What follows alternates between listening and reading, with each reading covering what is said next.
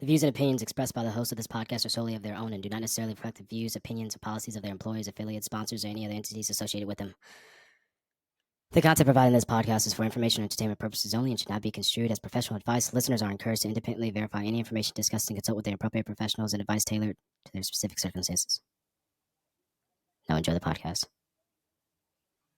And I love finding ways that food make people better, right? So one thing that is really interesting to me, and ironically enough, I tend to eat this way anyway. I love very flavorful foods. As boring of an eater as I am, I'm kind of a foodie. Like, I love, when I'm traveling somewhere, just getting into the culture of the food, of the place, and the flavors, and enjoying all of that. I love food. Yeah, I think a lot of people that I mentioned today, which, just to be clear, these are not my motivations in life and who I plan to aspire to be. I don't mock my diet after them. A lot of those foods, like, there's been a big thing about like dyes and stuff like that in foods, and those related to like heart risk. And it's odd because those are heart risk for not only us humans, but also our pets too. So if you have pets, then it's important that you try looking through the ingredients.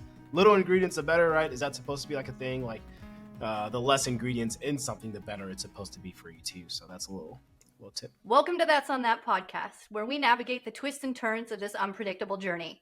And we're inviting you to join us in candid conversations, heartfelt reflections, and even a few laughs along the way.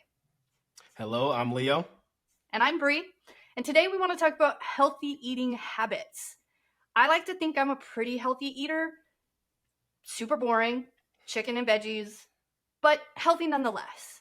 So Leo, what are your thoughts around healthy eating habits?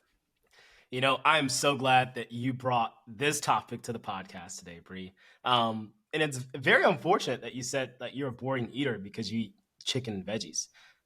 Well, I say boring because I eat the same thing every day. I do my meal prep on Sundays, and it's the same thing. Lunch and dinner, same meal. It's not different. So it's the same every day, week after week, month after month. I've been eating the same thing. I don't have a problem with it, but it's boring. Sometimes you got to mix it up. You got to mix it up. Speaking of mixing it up, I happened to be on Instagram the other day, and I found this guy who's doing a raw chicken eating experiment. Raw chicken eating experiment. Does he not know that's how you get salmonella? And he's on day like 20 as we record this, and he is totally fine. So he's doing like raw chicken. You can see him biting it. He's eating the whole thing. And he does like the drinks where it's just, cracked eggs. So he's doing like the full chicken too, But yeah, so like this guy's doing a raw chicken eating experience. Let's take it back a step, okay? Because that might be a little extreme. Please do. And although chicken, I think, is healthy, right? According to what you just said. I want to take it to the opposite side of the spectrum of some people that maybe we see as super healthy, but maybe they're not actually doing the thing. The raw chicken guy, like, he's got a quote that I love. And he said, "Science isn't permanent, it's science." So to your point about like salmonella and stuff like that, it's like, well, I guess we don't know if it's 100% bad until we try it out, is his point. So there's a list of people that I've been watching for a lot of my life that eat like trash, and they're still like the best athletes ever. So I don't know if you'll know any of these people. So give me like a thumbs up or a thumbs down if you've heard any of these names. Have you heard of Ocho Cinco? Chad Johnson? Okay. What about Marshawn Lynch? I know that name. Okay, Marshawn Lynch. All right. What about Dwight Howard? Okay. All right. Hey, 2 for 3, 2-ish, 1.5 out of 3 isn't bad. I live under. All right, so Ocho Cinco, football player, most likely a Hall of Famer, physically looks immaculate, okay, for any man in the world, and is skinny, wide receiver, one of the fastest people. He lives, and he tells this to people all the time, he lives off of McDonald's and Red Bull. They did like a drug test on him one time, and he was like, "Yo, you're not going to find anything but McDonald's and Red Bull. You don't do no drugs or anything like that." He said, "That's all you're going to find in me." But notorious for that. Marshawn Lynch, the person that you said you saw, he has a Skittles sponsorship because of how much he eats Skittles before, during, and after his games. Okay. That means Skittles. Yeah. And then the last one I'll talk about is Dwight Howard. He's literally named Superman, okay, because of the physical things that he can do. He was drinking so much soda that when he went to the doctor was concerned and they said the equivalent of the sugar that you're drinking is about 24 Hershey's bars a day.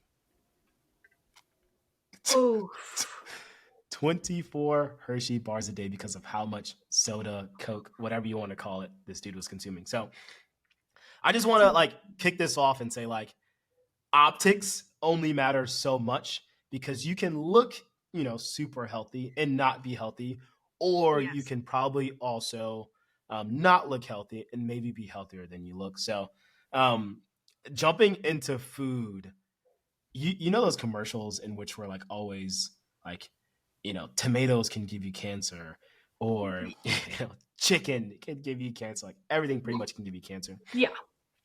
There's like a list from the Food and Drug Administration, Mhm. and it limits like the amount of insects that are allowed in packaged foods. There's like a report for this. Yeah. And I have seen some of them, and I can't dig into those things because I won't eat. Like, because it just oof. Ugh. Yeah, yeah. I It's so mean, gross. I'm not gonna get into it too much, because we could talk about like fly eggs or maggots that are literally Oh. allowed in our fruit juice, in our fruit cups and stuff like that, allowed by the FDA, our standard of living. Um, so yeah, there's a lot of stuff out there that we can get into on the either is it healthy or not. Maybe that's a quiz we can do one day. Like, is it Mm, healthy or not? That'd be a cool little study. that would be. That would be. Me personally, I think I learned a little bit of my actual adult life eating habits from the military. I Yeah. did not take anything I got from being a kid because my parents wouldn't let me have like any sugar. Like Oh, your none at parents all. were like that? Yeah, like couldn't have Lucky Charms like ever. Like Oh, Cheerios was like on the line. I couldn't put any sugar in my Cheerios. Yeah, that I my heart hurts for yeah, me your too. childhood. Yeah, me too. It was tough. Dang. Yeah. So now I have Oreos that are always in my cabinet. If I'm eating ice cream, I eat it whenever I want to. I would Yes. like to say that I'm decently healthy. Not probably heavy too. Probably heavy too. But some of my favorite things when it comes to dieting, based on the research that I've done, I eat a ton of fish. Okay, always have Yep. fish in my refrigerator or freezer. I'm addicted to like corn and broccoli. Those are two vegetables that Super are in good. mine. Chicken, I'm with you on that. I have chicken fairly often. It's either fish or the chicken that I'm mixing in my diet. All And right. I try to do water or like Sprite. Like hopefully we're reaching everybody here. I don't like to drink a lot of pop for the sugar sake, and also I'm like terrified it's gonna stain my teeth for some reason. That could be Yeah. another like thing that I could circumvent. So I do Sprite because no caffeine and zero sugar type of thing. So Yes. that's a pop of choice for me. So like that's what I do. I think it treats me pretty well. Obviously, you can throw in like your pastas, and I eat a lot of bread. That is one thing that I would caution people of is I overeat. I overeat on bread for sure. Same. Same. I actually have a funny story about bread. Okay. So I I've I'm getting back into running. Okay. Which I love. Well, caveat. You used to love it, then I hated it. And now I'm starting to love it again. So I do this run club, and then so Saturday mornings I go with my run club, and then I hit the grocery store. And I have learned now Bree needs a snack Mm, after the run before the store before the store. because the way the store is set up, I walk in and there's fruit, which is great Mhm. because I always get my blueberries and my grapes. And then it goes immediately into bread. Love the bread. Love the All of that. bread. Do you Bro, get the spread also while you're in the store, and do you put the spread on the bread and eat it while you're walking around? Because I'm tempted to do that sometimes. No, but and this is part of why. So I grew up living like on the outskirts of town, and we would go into town to go to the grocery store, and we would always get fresh loaves of French bread, and we would get two, one for home and for dinner, and the other was for the car ride home. Whoa. I kid you not, like, we're bread people. Okay. Whoa. So back to the grocery store. I hit the fruit. I get the fruit that I need for my weekly meal prep, and then I hit the bread. And I'm like, well, that looks good. Got me some croissants. Well, that looks good. I got like chocolate-filled pastries. I got a loaf of sourdough and a loaf of like just regular whole wheat bread. Wait.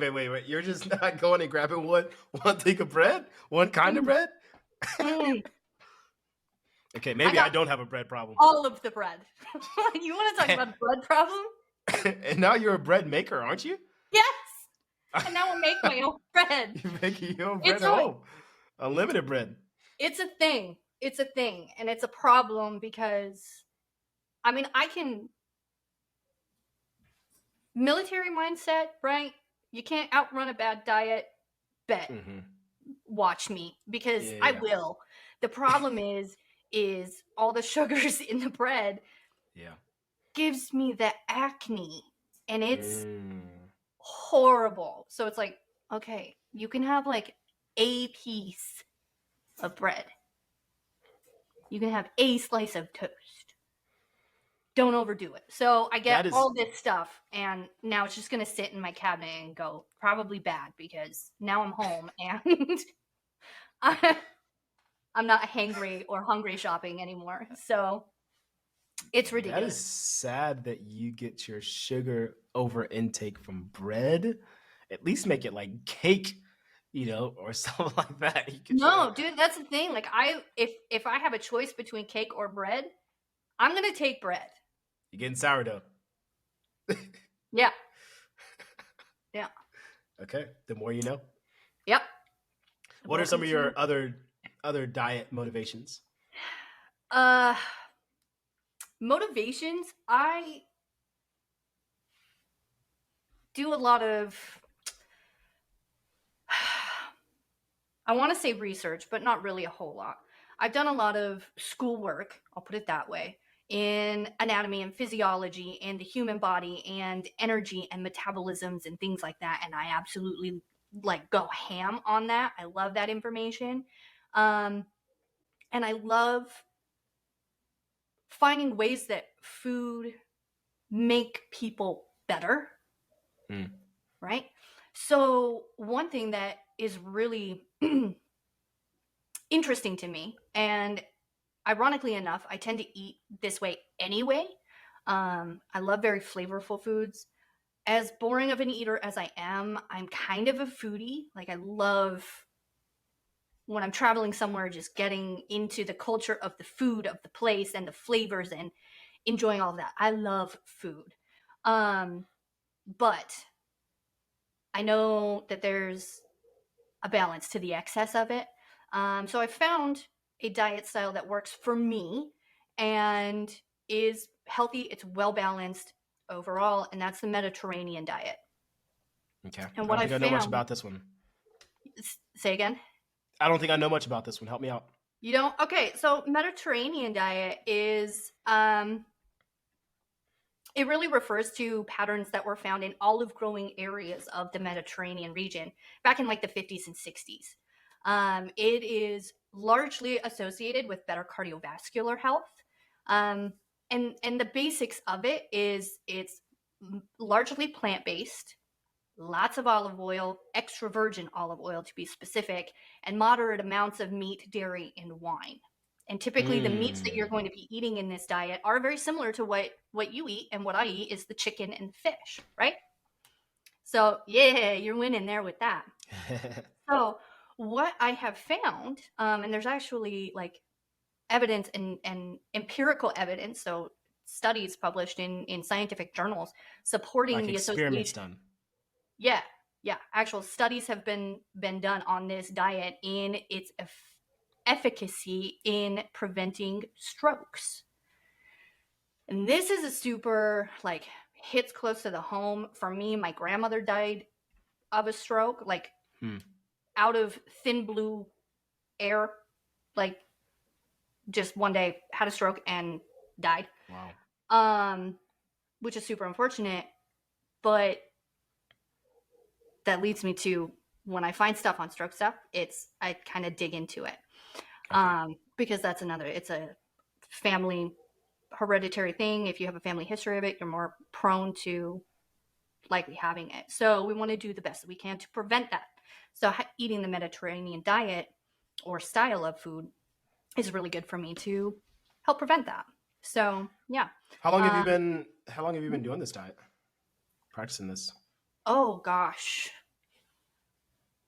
As long as I can remember. I know, not as long as I can remember. I know when I was younger, my mom got into Mediterranean diet style of eating. Okay. And that's just, I love the foods. It's the chicken, it's the garlics, it's the vegetables, it's the peppers and the olives and the olive oil and the whole breads and things like that. And it's just, I love it. I love the food. And that's just the way I've been eating since I was probably in junior high and high school.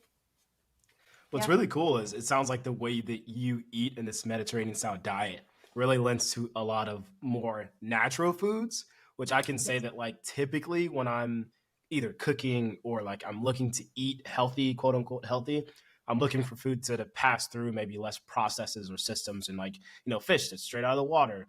Yep.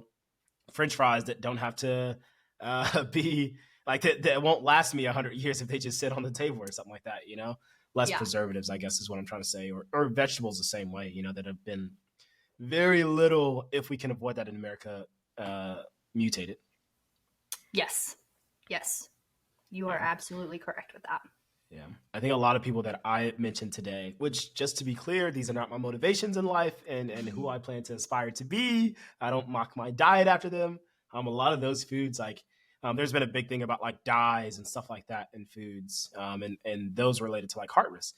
And it's odd because those are heart risk for not only us humans, but also our pets too. So if you have pets, then it's important that you try looking through the ingredients.